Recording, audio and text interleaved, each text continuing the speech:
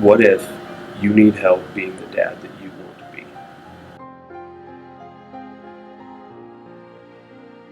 be? Since coming home from Iraq, I've been a security officer and just trying to deal with, everything coming home.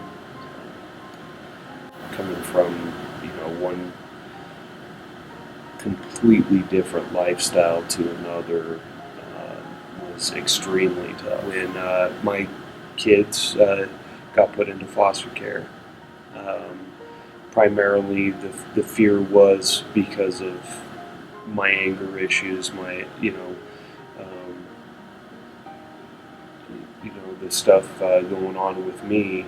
I immediately started looking out, for programs that I could utilize to help me with not just getting my kids back, but making, myself better able to handle them and to, have myself be a better person for the kids to be around. Not having them there, and thinking about the stuff that they were having to deal with, not knowing why they got taken, not knowing how long they were going to be gone. I found Family First and, to see if I could talk to them about the DADS program, and wound up getting into talk to James Lee, and immediately right off, like, I felt good about James. I was like, this is a cool cat here, not just cool, but seems actually wanting to help. And we are, as dads, allowed to discuss, all of that, throw out our ideas and experiences and everything, and to me that's phenomenal. Family First has helped out a lot, amazingly, like I said, most amazingly with how I interact with people, and that right there has helped convince Department of Human Services to slowly integrate my children back into my home. As of this last Monday, my oldest two kids, I now have custody of them, and they live with me. They went to Dad's group with me on Tuesday, so and they had a blast. They had fun. I can't stress enough how good the program's been to me. I haven't met anybody in these programs yet that has had a bad word to say about them and about the people involved in them. So that's a good thing.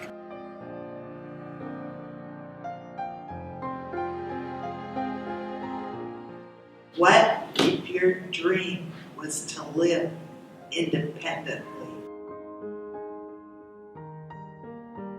So I was going 40 on the highway, and a drunk man who was asleep going the wrong way hit me. I was 2 times, I died. And then 23 surgeries from my head to my feet. And the drunk man that hit me, 3 years probation. And when I came out of my coma, I didn't want to see anybody. And so I've grown up in my thoughts, in my vision, and in my heart. Coming to the Life Adjustment Program was a dream come true. But after my accident, I was just like a baby. So I had to learn everything. And so far, I'm doing great. And to achieve greatness, even if it's just a cup of coffee, but I did it by myself. I'm proud of that. I thank God I'm still here, because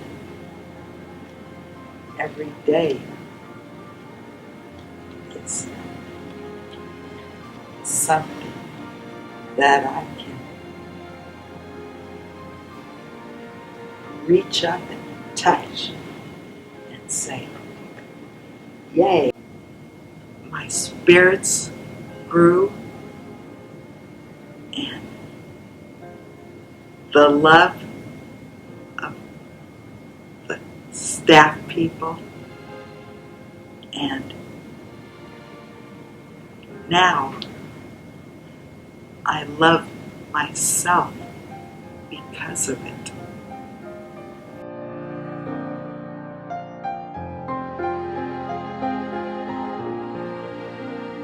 What if I didn't have my son sitting here with me today?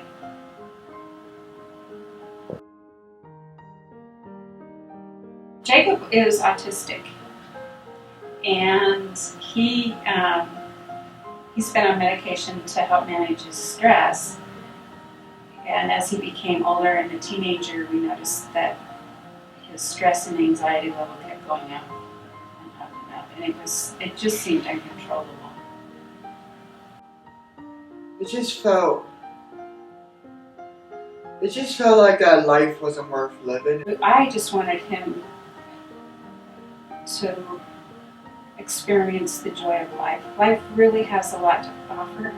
Dr. Burson reassured me that they were very caring people, that they would take very good care of him. And I trusted him, and I met with the staff a little bit later that day and was so impressed with how thorough they were in making sure that I understood what was going on, what their expectations were for Jacob. So I felt comfortable leaving him. It was actually a fun experience, even though I had to do lots and lots and lots of paperwork, and I don't like paperwork. When I went to the ATU, it just helped me develop like a love for writing. I just finally saw the world in a different light. I saw life in a different light, like a more positive light. I can't imagine any place else that I would want to put him and have him feel safe.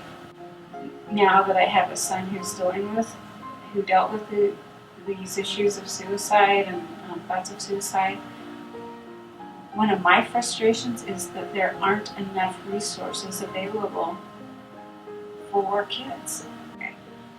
After Jacob's experience in the ATU, I am so grateful that we have a program like this here in the Valley.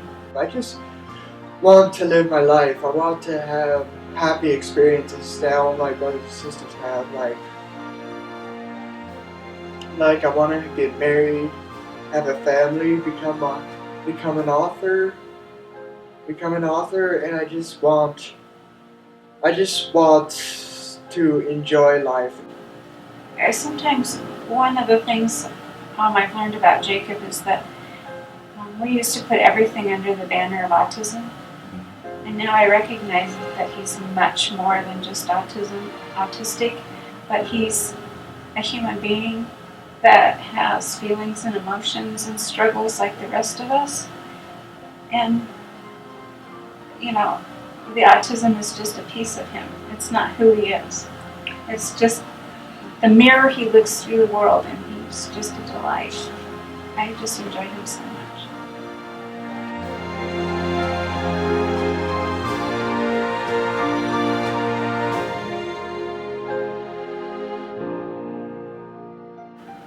What if someone you loved was losing themselves? My mom was primary caregiver for my dad, and my job was to take care of my mom. So one of the key factors in keeping my mom happy was seeing that she had some respite from the 24/7 care of my father, Papa, who was in the later stages of Alzheimer's.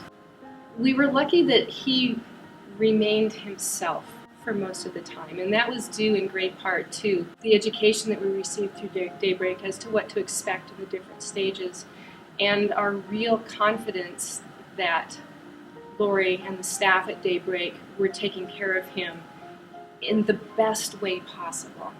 As a matter of fact, we used to get together on Fridays. I would pick him up at home, and we'd go to McDonald's for pancakes and coffee, and then we would head on to Daybreak. And on the way between McDonald's and Daybreak, there was singing and joyfulness, and he was really anticipating that time he spent over there.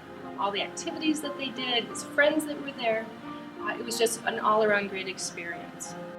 And my mom then, on the other hand, felt confident that he was safe and happy, and she didn't feel guilty about having that time away from him. She was able to continue on with her very active lifestyle.